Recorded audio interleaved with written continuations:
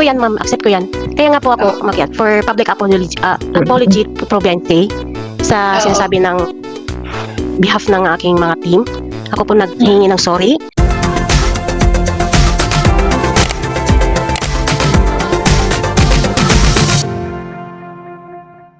Public apology para kay Viancy. Eto guys, mga kalingap, saksihan natin yung paghingi ng sorry ng admin ng FEBC. Ano po mga kalingap, at masasabi din natin nga si Viancy nga po ay kahanga-hanga, napakabuting bata, mapagpatawad. Ating subaybayan ng video ito, ang vlog na ito.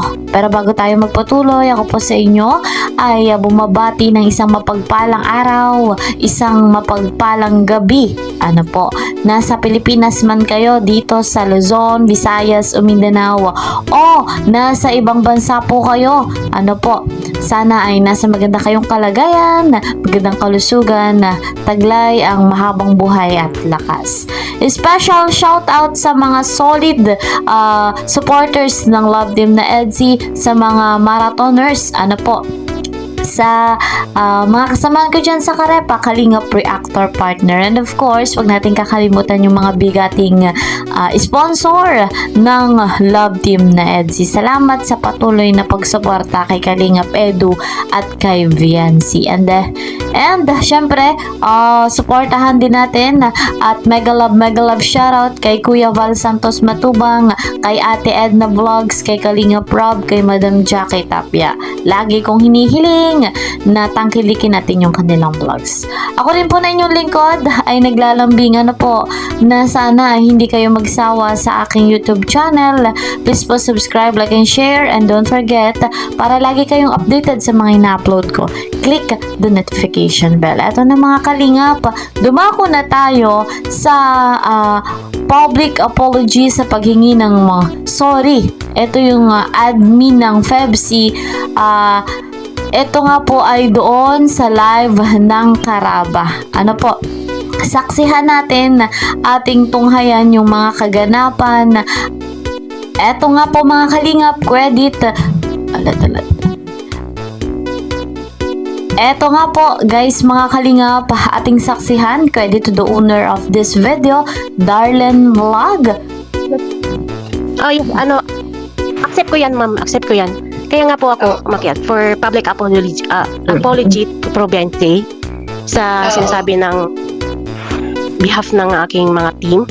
Ako po naghingi ng sorry.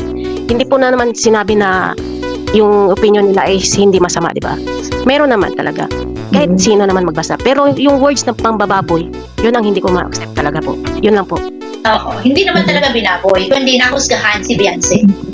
Siya ay nahusgahan sa ano na to.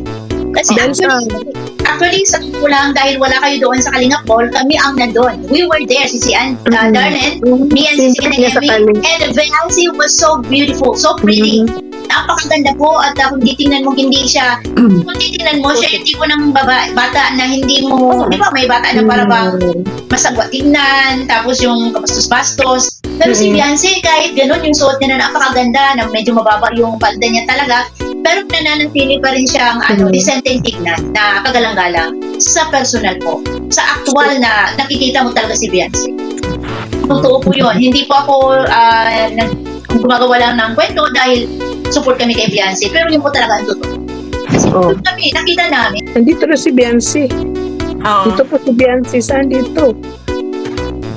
Hindi ko makita. Tulong. Hindi po ako nahiya na humingi ng sorry. Ako sa sinasabi ko yan para po tama na yung kasi pag kasi si Sanji, nakita mo message ni Bianca, hindi ko makita. Tinitignan ko nga. Hindi na So, lumala na yung issue. Screenshot ninyo. linig na ni Bian yan kasi baka kanina pa siya naka-tune in.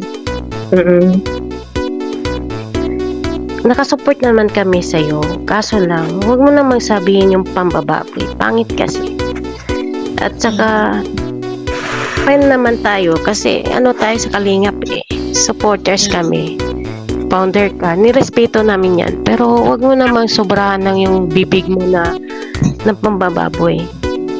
Hindi ka ayaya yan, hindi ka tanggap sa akin.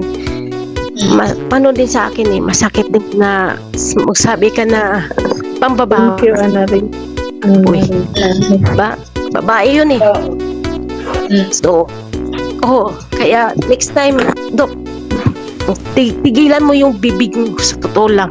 Hindi ko kaya tanggapin yun. Nandun na tayo na nakasalita kami na pangit sa Fiancé about dun sa damit. Pero wag mo namang sabihin na pambababoy, pambubugaw. Pangit yun. Yun lang masasabi ko sa Fiancé at saka Ito comments ni Beyonce. Magandang gabi po sa inyong lahat. Kumusta po kayo? Ha? Ito ang sabi niya, maraming salamat po sa inyong lahat, lalo na po yung mga tunay na nagmamahal at sumusuporta sa akin. It's no si Nancy. Yun. Mayroon pa isa dito. Mag-iingat po kayong lahat palagi. Spread the love po. God bless us all. Yes, so spread love na lang tayo mga sis, Ano So ito, nag-sorry naman si Sis Febsi, sana magkasundo-sundo na, no? Isa pa ito. Pasensya na rin po sa naging suot ko kung hindi po ninyo nagustuhan. Sabi ni Beyonce. Ay, nagustuhan namin. Sobrang ganda. So ayun guys, mga kalingap, nasaksihan natin yung pahayag, yung public apology nitong admin ng FEBC. Humingi siya ng sorry kay Viancy. Inamin niya na nagkamali nga po sila doon nga po sa kanilang conversation sa group chat.